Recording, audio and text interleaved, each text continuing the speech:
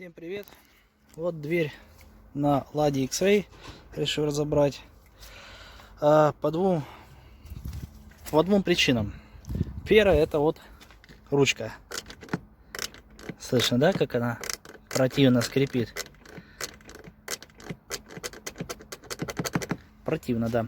Ну, больше меня всего раздражает это окно на кочках. Вот, можно слышать, как она... Ладно, то, что она болтается. Вот так вот она делает.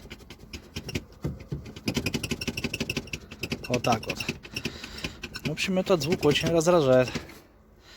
Хотя его не было бы, если бы я не катался по всякому легкому бездорожью. По трассе все отлично. А вот так вот появляется. Ну, вот этот звук с самого начала, то есть с самой покупки машины. Хотя автомобиль 2016 года. Вот разобрал водительскую дверь на Lada X-Ray, чтобы разобраться, почему вот так болтается и скрипит противно стекло на кочках, на бездорожье. Красиво. Вот, в общем, мне понравилась вот эта система на одной гаечке. Фокусируется, вот, которая, естественно, почему-то крутится сама по себе. Вот я его закручиваю пальцами, уже ничего не скрипит противно. Откручиваю, скрипит. Сейчас вот протяну ключиком. Не знаю, наверное, может, еще на краску посажу. И я надеюсь, проблему решу навсегда. Закончил ремонтировать стеклоподъемник от дребезжания и ручку. Вот теперь как ручка.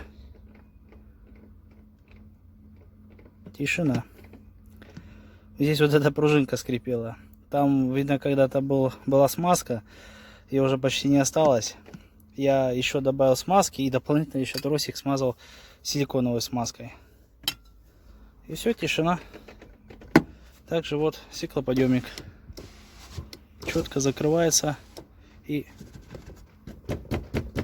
звука теперь нету. Ну, естественно, вот этот вот люфт, который вот присутствует, от него никуда не деться. Конструктивная особенность. Ну, все закрывается теперь тихо и открывается.